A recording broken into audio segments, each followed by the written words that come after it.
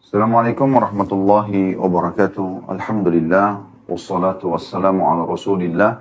Segala puji dan puja kehadirat Allah subhanahu wa ta'ala, juga salawat dan taslim kepada Nabi besar Muhammad sallallahu alaihi wa ala alihi wa sahbihi wasallam. Baik, kita akan masuk teman-teman sekalian ke bahasan kita pada kesempatan ini, masih lanjutannya tentunya. Makanya tadi saya reviewkan, yaitu penentangan membawa kehancuran. Nah ini banyak wanita tidak faham masalah ini. Banyak sekali istri yang subhanallah yang ada adalah penentangan saja terus terhadap suaminya. Entah kenapa, apakah egoisme dari dirinya atau mungkin ada masukan dari pihak ketiga. Dan ini yang paling fatal ini, dua hal ini.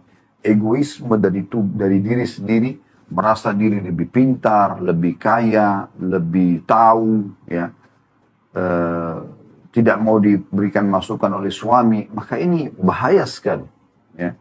Penentangan ini akan mendatangkan kehancuran rumah tangga itu sendiri.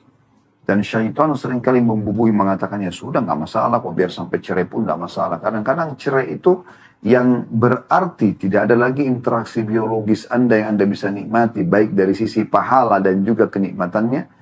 Tidak ada lagi tertutup peluang sementara untuk mendapatkan keturunan yang mungkin bisa mendoakan Anda sepanjang hidupnya, ya, atau menjadi ulama yang Anda panen pahalanya karena dia mengajar umat. Atau mungkin ya peluang-peluang yang lain, misalnya silaturahim keluarga, ya, bercengkrama. Tadi kan kalau biologis Anda, tapi ini bercengkrama, duduk, berjalan sama-sama, itu akan hilang semua. Dan syaitan bisa membuat, ya, hanya dengan sedikit permasalahan semua itu bisa hancur. Bisikannya, udah gak apa-apa. Toh saya benar. Saya lebih kaya. Saya lebih pintar. Saya lebih ringan begitu. Jadi akhirnya muncullah, ya, semangat dari syaitan yang dia buat gitu kan. Seakan-akan, gak masalah tuh. Sampai cerai pun gak apa-apa. Padahal cerai ini banyak sekali yang hilang gitu. Urusan dunia, urusan akhirat. Kenapa? Masalahnya hanya karena penentangan saja. Egoisme dalam diri. Merasa diri paling benar. Merasa diri paling tahu. Ini tidak boleh. Ya, terutama dari istri, ya. Bahkan anjuran para ulama yang kami ketahui, kalau seorang istri pun itu mengetahui, maka jangan dia buru-buru untuk menggurui suaminya. Dia harus pilih momen yang paling tepat karena suami itu pemimpin. Bagaimana Anda bisa memberikan masukan pemimpin sehingga diterima? Kata Nabi SAW, siapa yang melihat kemungkaran dari pemimpinnya, maka sebaiknya dia mengajaknya untuk berbicara empat mata, kemudian dia menyampaikan dengan santun. Kalau diterima, maka alhamdulillah, sampailah targetnya. Kalau tidak diterima, maka dia terlepas dari tanggung jawab di hari kiamat nanti. Dan itu tidak boleh sembarangan, tidak boleh di depan umum, tidak boleh di depan anak-anak, tidak boleh di depan keluarga, tidak boleh di depan pembantu. Jadi harus santun gitu. Mungkin masuk ke dalam kamar dulu, berikan dulu kebutuhan-kebutuhannya yang Anda lakukan karena Allah subhanahu wa ta'ala. Kemudian setelah itu Anda bisa memberikan masukan gitu kan. Ini egoisme bahaya sekali. Yang tidak kalah penting dan tidak kalah berbahaya. Ya. Tidak kalah penting untuk diketahui dan tidak kalah bahaya yang harus difahami. Ya, dan dihati-hati. Yaitu adanya pihak ketiga. Ini bahaya sekali ini. Pihak ketiga ini kalau tidak dikontrol, maka akan berbahaya. Ya. Kita tidak pernah tahu siapa orang ketiga ini. Walaupun sahabat dekat kita. Apakah dia inginkan kebaikan buat kita atau tidak. Kalau nasihat-nasihat dan saran dari orang ketiga ini memang dia ahlinya. Dan selalu mengarahkan kita pada mempertahankan rumah tangga. Memberikan masukan-masukan yang baik. Ya. Dia tulus karena Allah. Tapi ini jarang sekali terjadi. Maka tidak ada masalah. Tapi kalau orang ini yang ada adalah selalu saja memanas-manasi hati kita, selalu saja menyebutkan keburukan-keburukan pasangan, kekurangan dia, kezaliman dia, tanda kutip yang dianggap kezaliman di sini, maka akan rusaklah, hancur rumah tangga itu. Jangan pernah komunikasi dengan orang ketiga. Apalagi yang diajak komunikasi memang dasarnya orang yang jauh dari agama. Atau gagal berumah tangga.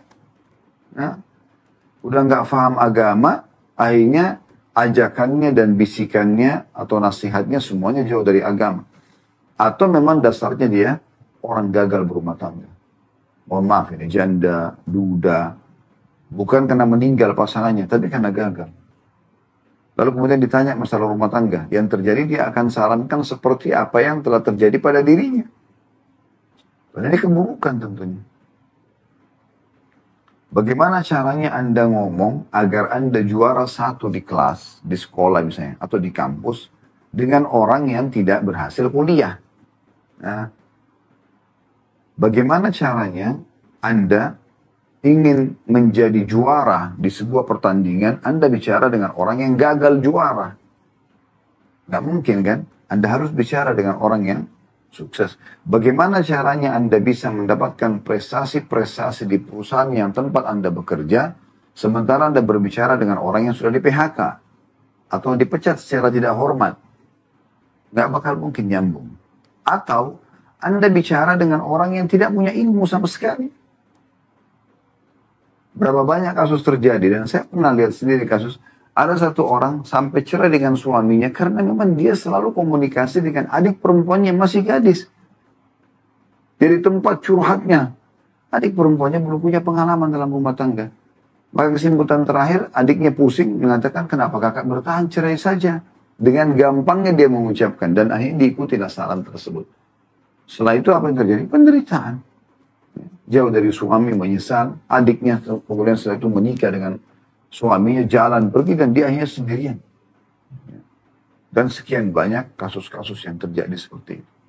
Jadi hati-hati sekali dengan hal-hal yang seperti ini, karena ini akan menjadi penyebab kehancuran rumah tangga. Jadikanlah teman-teman keutuhan rumah tangga sebagai target utama kita, karena ini perintah dalam agama. Jadi ini adalah ibadah, ya, bahtera ibadah yang paling besar pahalanya kalau saya bahasakan rumah tangga itu ya. Karena kalau Anda puasa, misalnya Anda puasa dari sahur, ya, anggaplah dari azan subuh sampai azan maghrib. Di sini Anda berpuasa, gitu kan? Nah, sementara kalau berjalan berpuasa itu dari sahur sampai maghrib, di waktu itu apapun yang Anda lakukan, Anda sedang berada di bahtera puasa. Ya. Misalnya Anda lagi ngobrol sama teman, Anda lagi menuju ke satu lokasi, Anda lagi apa saja aktivitasnya, ya. Selama itu baik ya tentunya. Tetap saja Anda berada di sebuah bahtera namanya puasa. Kan gitu. Sama juga dengan orang safar untuk ibadah. Selama Anda safar, Anda berada di atas sebuah ibadah, karena Anda sedang menuju ke tempat ibadah. Umroh, haji misalnya, menuntut ilmu, ya. Cari rezeki yang halal dan seterusnya. Nah begitu juga rumah tangga. Mulai dari akad nikah sampai kita meninggal, maka itu semua adalah bahtera pahala. Makanya syaitan ingin menghancurkan bahtera ini supaya Anda tenggelam. Omong kosong orang cerai itu kemudian bahagia. Itu nggak mungkin itu. Kecuali ya, dalam satu keadaan memang pasangannya zalim, jauh dari agama. Itu lain. Tapi kalau tidak ada masalah, masalah teknis-teknis saja, kecemburuan buta saja, masukan negatif dari orang ketiga, kemudian cerai, ini pasti penyesalan. Tidak mungkin tidak. Dia cuma berpura-pura saja tersenyum di hadapan orang. Baik, saya akan baca judul yang beliau sampaikan ini di halaman 104 ya, penentangan membawa kehancuran. Beliau mengatakan penentangan dan keras kepala dalam mempertahankan pendapat serta menyelisih pendapat suami yang dilakukan istri dapat mendorong suami ke jalan kebimbangan yang klimaksnya tidak disukai oleh jiwa. Penentangan ini bisa jadi karena sebab-sebab berikut ini. Yang pertama, hasil dari pendidikan yang salah pada masa kanak-kanak. Nah, ini faktor yang luar biasa. Banyak ibu-ibu, maaf saya bahasakan ini. Dia sebenarnya memang sudah salah didik dari orang tuanya. Gak pernah diajarkan keterampilan rumah tangga. Masak-masak, bersih-bersih rumah. Gak pernah diajarin. Sehingga tidak penting bagi dia. Dan dia bawa pola itu, pola berantakan dalam rumah tangga, ya, ke kehidupan dengan suaminya. Kalau dia dapat suami yang sama, mungkin masih muda. Tapi kalau dia dapat suami yang rapi, yang bersih, ini sulit ini. Pasti akan terjadi kerancuhan. Gitu kan. Pasti nggak mungkin. Apalagi di saat dia keras kepala. Suaminya bilang misalnya, ini kenapa sih berantakan, ini kenapa ini, tolong seperti ini. Dia menganggap dirinya digurui. Lalu kemudian dengan egonya mengatakan, saya sudah begini kok. Menganggap dirinya benar. Ini pendidikan yang salah. Gitu kan. Tidak pernah masak sehingga tidak tahu masak.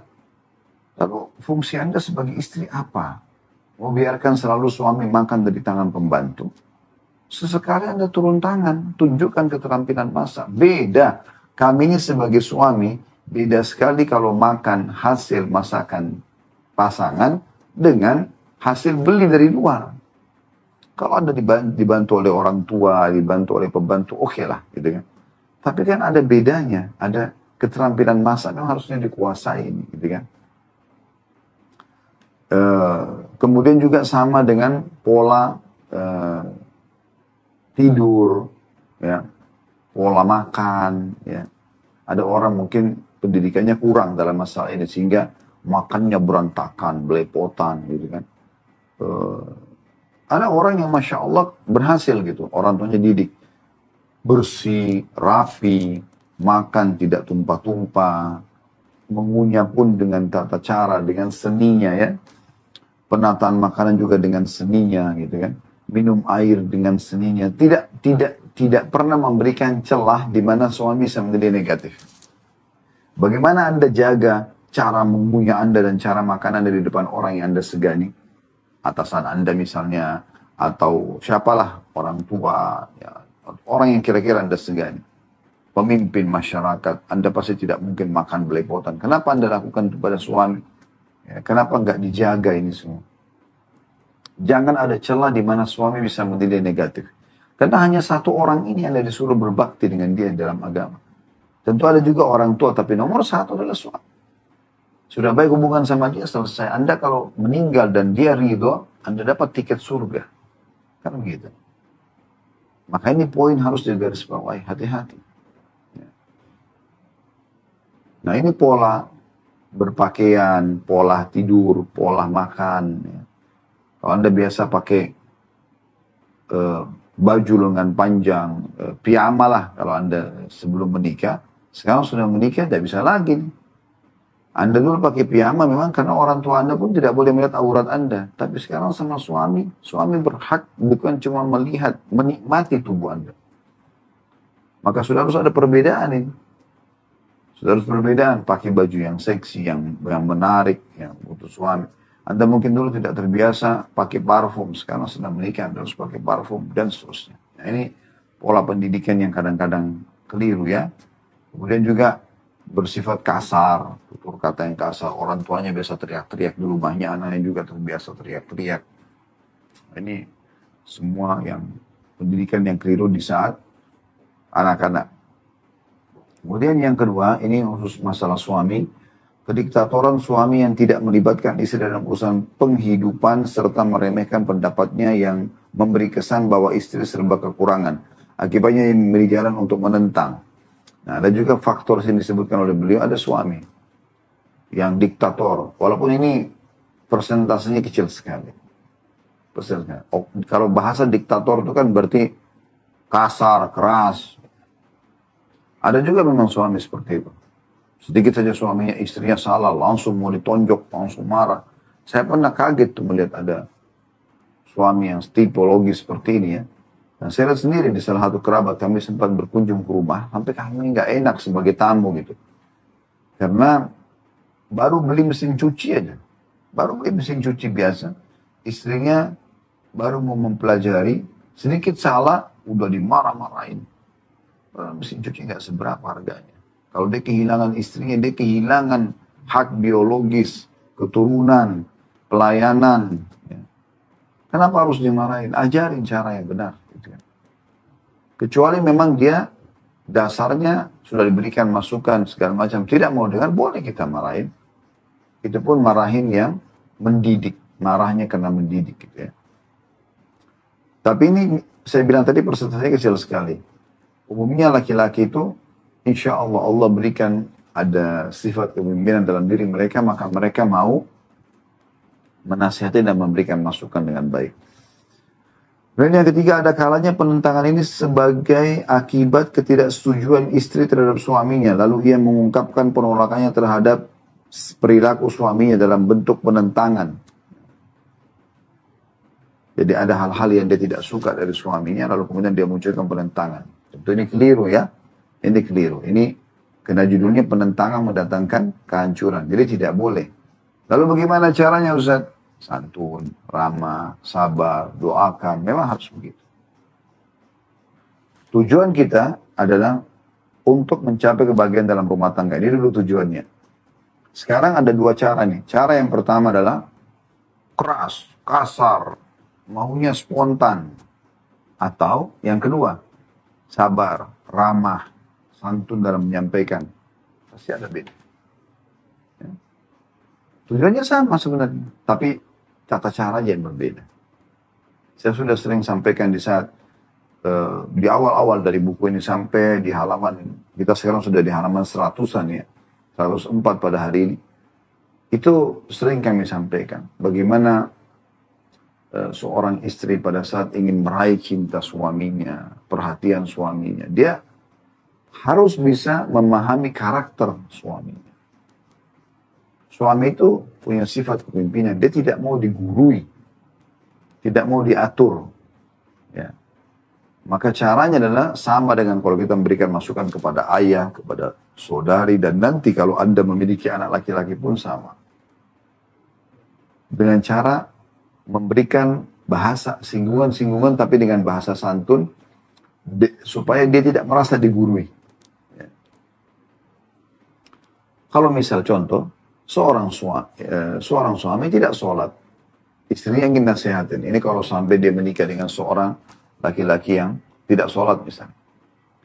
Apakah langsung cerai? Jawabannya tidak. Lalu bagaimana caranya? Anda tahu kalau Anda bilang misalnya, sholatlah. Misalnya tujuannya supaya dia sholat ya. Ini tujuannya, ini judulnya dulu. Kemudian ada dua cara. Cara yang pertama adalah Anda kasar. Kok nggak sholat sih? Karena itu wajib dalam Islam. Gini dan begitu. Yang terjadi, dia kan tidak sholat karena belum punya tersentuh secara keimanan. Maka jawabannya juga tanpa keimanan. Ngapain kau atur saya? Urusan saya dong, terserah. Ribut lah. Kan gitu. Atau cara yang kedua, ini yang saya bahasakan tadi. Supaya Anda faham. Gitu. Anda sudah tahu suami Anda tidak sholat. Anda baca dulu keutamaan-keutamaan sholat supaya Anda punya ilmu bekal. Anda cuma mengatakan misalnya kepada dia. Sambil duduk santai, lagi duduk bersama-sama di sofa, di teras, atau selesai biologis gitu. Saya izin ya baca-baca artikel-artikel di Google gitu kan. Saya kemarin pas buka artikel ini, saya baru tahu ternyata keutamaan sholat itu ini, gitu kan? Ada artikel misalnya Anda lihat, ini ternyata orang kalau jaga sholat subuh tuh begini, atau sholat qobliyah subuh, atau apalah keutamaan sholat secara umum tentang salah pembersihan dosa, peninggian derajat, ya cahaya pada hari kiamat, selamat dan segala macam. Alhamdulillah saya lebih dalami ini. Mungkin nanti saya izin ya untuk sering membaca artikel-artikel seperti ini supaya saya menambah wacana. Saya juga sebenarnya kurang dari sisi agama. Sebenarnya mungkin kalau gini kita bicara ya idealnya, Anda mungkin sudah tahu ini. Tapi Anda ingin menyinggung ke suami. Kemudian Anda bisa bilang di closingnya, di penutupan bicara sama dia di poin itu, dan jangan berlama-lama, jangan terus 1 jam duduk masalah sholat terus Anda ceramain dia. Enggak. Cukup singgungan itu dulu. Anda mengatakan, nanti satu waktu tolong imami saya sholat ya. Saya pengen sekali kalau diimami dengan suami. Udah itu aja, cukup sampai situ. Biarkan dia berpikir, laki-laki itu rasional sekali. Apa yang sampai kepada dia dan dia merasa masuk akal dan tidak diguruin, pastikan dia bisa menerima. Insya Allah dengan izin Allah SWT. Maka Anda diamlah pada saat itu dan Anda coba bicara yang lain. Cukup itu saja singgungannya. Gitu kan. Di saat kesempatan yang lain lagi, ya, Anda lihat nanti kalau ada perubahan enggak misalnya. Anda beli buku misalnya, buku tentang tata cara sholat ya. Ada yang kami terbitkan itu buku tentang sifat sholat Nabi, bergambar insya Allah.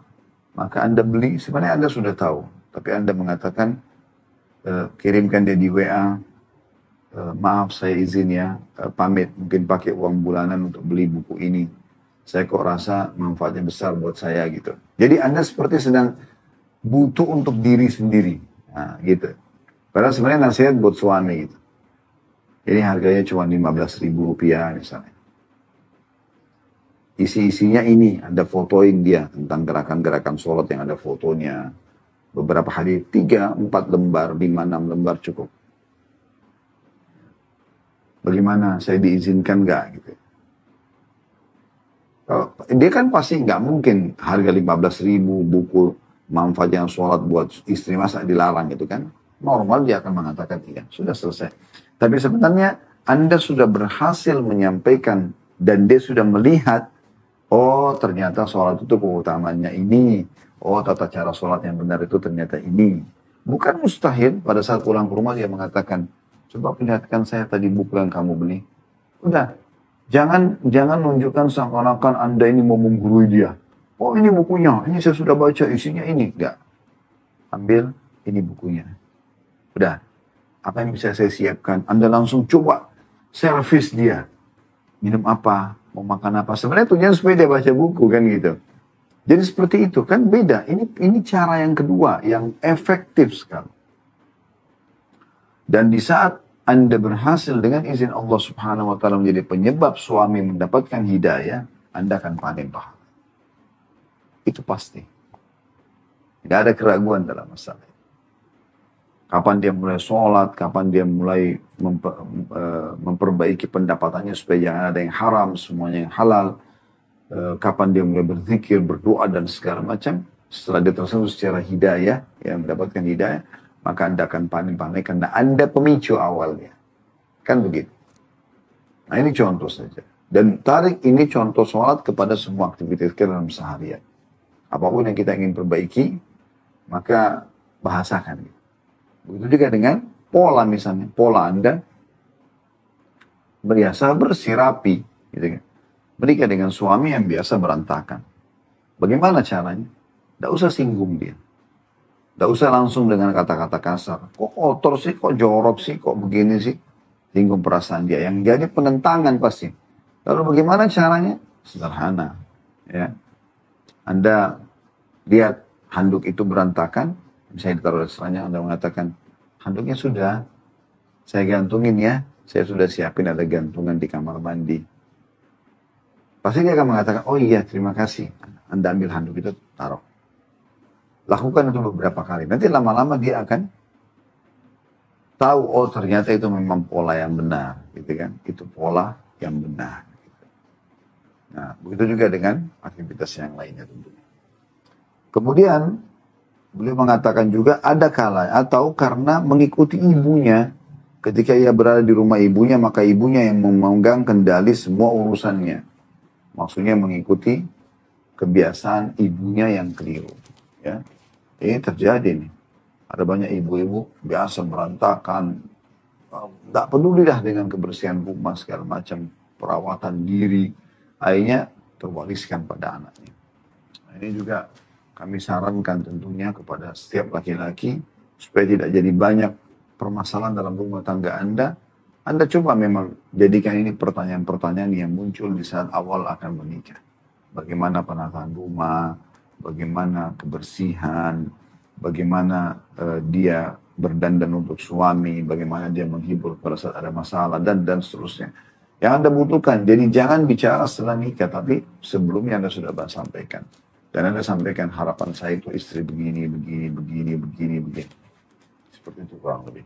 Teman-teman sekalian, lanjutan bahasan kita adalah nasihat untukmu, wahai istri-istri yang mulia.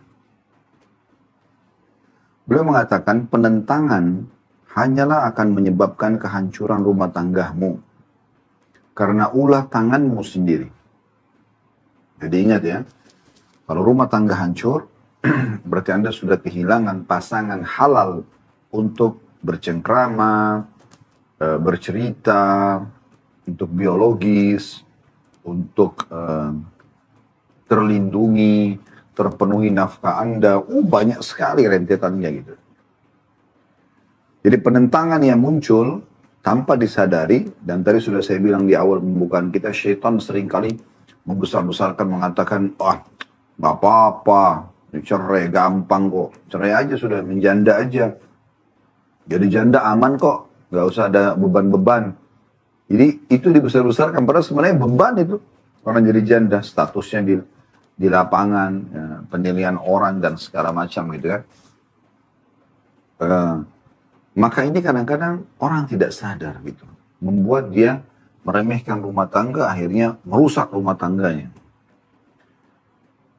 Kemampuan suamimu itu terbatas dan bisa jadi kesabarannya hilang. Sehingga engkau justru mendapati apa yang tidak engkau sukai darinya. Karena penentangan tadi. Saya sudah sampaikan dan coba tadi titipkan pesan ya. Kalau menghadapi sebuah permasalahan ada dua cara. Cara yang kasar dan efeknya tidak baik. Dan cara yang santun, sopan, ramah, yang penting tujuannya tercapai, itu akan berhasil. Kemudian beliau mengatakan sikap penentanganmu itu tidak dibenarkan secara syariat. Jangan pernah merasa menentang suami adalah hal yang boleh. Tidak boleh dalam syariat. Sebab engkau dituntut untuk mentaati suamimu. Apa saja yang diinginkannya kecuali dalam kemaksiatan kepada Allah subhanahu wa ta'ala. Jadi memang Allah menuntut kamu hai para istri untuk patuh pada suami dan melayaninya selama bukan dosa. Dan tidak boleh membangkang. Ingatlah sabda Rasulullah SAW. Jika wanita melaksanakan sholat 5 waktu, berpuasa di bulan Ramadan, memelihara kemaluannya, dan mentaati suaminya, maka ia masuk surga dari pintu mana saja ia yang sukai. Hadis ini riwayat Ahmad dan dihasankan oleh Syekh Albani dalam Sahih At-Targhib di nomor 1932. Coba bayangkan. Hadis ini sudah berulang kali kita sebutkan. Dan memang akan terus kami ucapkan dan ulangi agar bisa menjadi tolok pemahaman, ya, atau tolok ukur pemahaman dan pegangan setiap wanita muslim yang mengikuti acara kita ini. Jadi hadis ini luar biasa.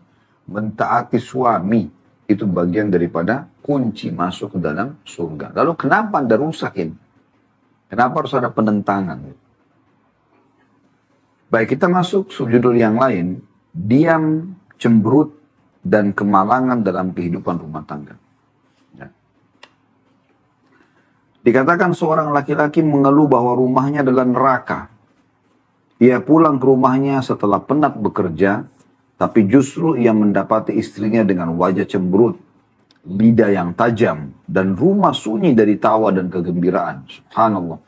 Ini saya nggak bisa bayangkan ini pada saat masuk ke rumah, tidak ada senyuman, tidak ada candaan, tidak ada dandanan, ya, tidak ada makanan yang hangat, sambutannya sudah kasar, cemberut, marah-marah, rumah berantakan, anak-anak juga berantakan, makanan juga dingin.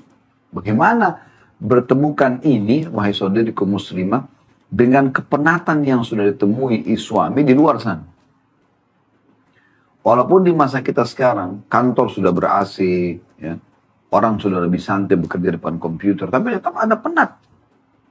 Ada pekerjaan yang menumpuk yang dia harus selesaikan di kantornya.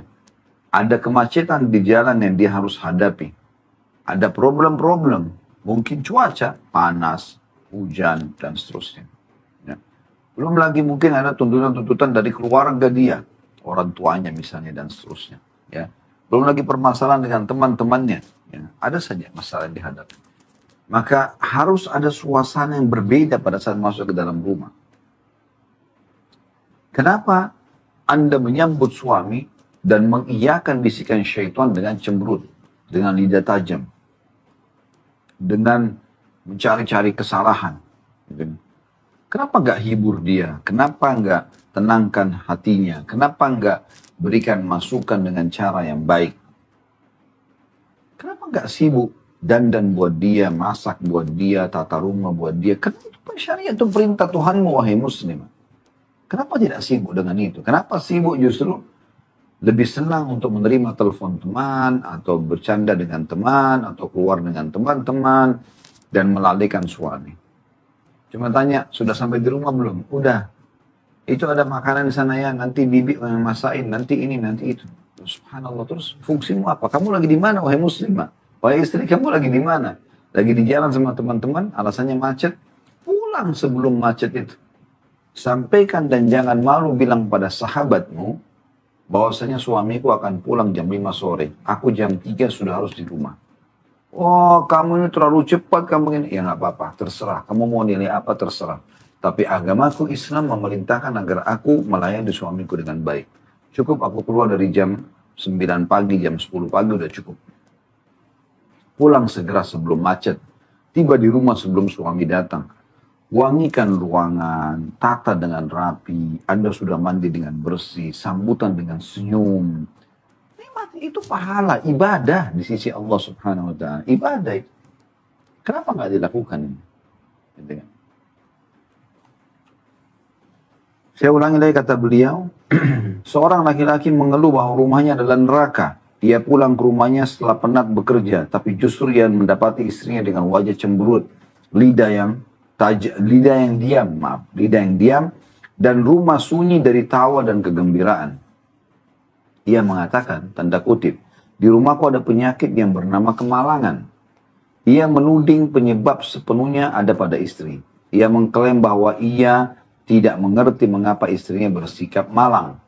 Mengapa ia selalu menyembunyikan senyum dari wajahnya dan menggantikannya dengan amarah dan ancaman. Mengapa ia tidak berbicara dan mengapa tidak menjawab. Namun pada kenyataannya si suamilah yang justru tidak mengetahui bahwa istrinya telah menyampaikan pesan bahwa ia ingin diajak bicara. Hanya saja ia tidak bisa menuliskan pesan itu dengan baik. Pesan seperti ini adalah pesan negatif yang justru membuat suami menjauh. Sebab ia merasa tersakiti jiwa laki-lakinya dan terkesan bahwa istrinya masa bodoh terhadapnya serta tidak mengakui eksistensinya. Paham gak ini teman-teman? Saya lebih perdalam lagi ya. Jadi ada sebagian istri mau selalu suaminya faham dia. Selalu suaminya sudah harus mengerti dia. Entah dari mana pemahaman ini. Mungkin salah dalam membaca buku, salah dalam mengambil cuplikan dari film-film ya, sinetron dan seterusnya. Seakan-akan ya udah dia pulang, dia harus tunjukkan dia cemberut, dia diam, suaminya lah yang harus datang menghiburnya.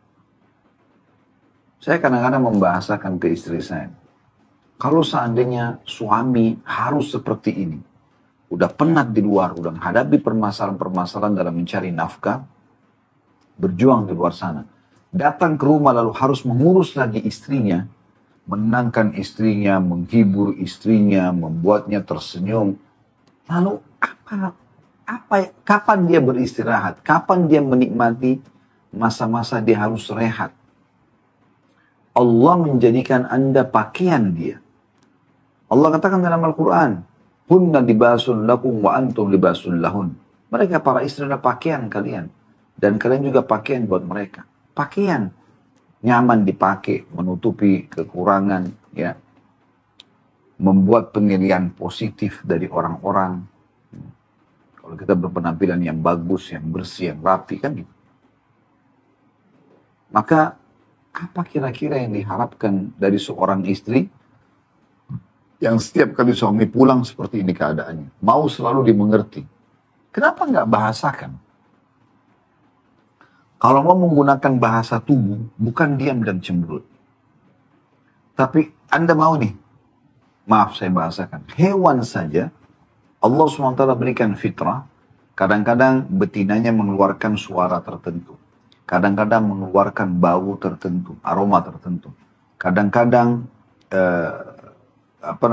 menggerakkan sayapnya dengan, kalau burung misalnya ada jenis beberapa burung saya lihat itu, untuk seperti memang menggoda dengan warna-warna yang menarik misalnya. Karena dari betina, karena dari jantannya. Tapi hewan saja begitu. Kalau Anda mau dengan bahasa tubuh supaya Anda disentuh, diajak ngobrol, Anda dandan yang bersih, yang rapi. Anda sambut dengan kata-kata yang baik, pasti akan sama responnya. Tapi kalau diam begini, kejenuhan yang ada. Datang ke rumah nggak jelas, kenapa diam ini? Kenapa begini? Kenapa begitu? Pernah ada permasalahan, banyak permasalahan rumah tangga yang disampaikan kepada kami. Ada satu istri tersinggungan. Dan kadang-kadang suami nggak tahu harus berbuat apa karena hampir semuanya tersinggung. Coba. Sampai kepada saya itu, ada satu kasus suami kedatangan adiknya, adik kandungnya. Kemudian adik kandung ini datang ke kota dia yang mungkin bisa dikatakan setiap berapa tahun sekali baru datang gitu. Bukan setiap saat. Lalu dia telepon kakaknya sambil minta tolong karena dia tidak punya kendaraan dan tidak terlalu hafal jalan di kota itu. Dia mengatakan kalau misalnya kakak pergi kemana-mana tolong ajak saya aja. Saya mau ikut misalnya mau belanja apa, lagi jalan sama istri. Bisa nggak? Spontan kakaknya mengatakan, oh tentu saja bisa. Lalu si kakak ini, sang suami di sini, mengatakan pada istrinya, ini ada adik saya datang dan dia butuh untuk datang jalan ke satu tempat kalau kita kebetulan pergi. Karena apa yang kita beli mungkin dia juga bisa beli di sana. Gitu kan. Setelah dibahasakan, istri diam. Tidak menanggapi apa-apa.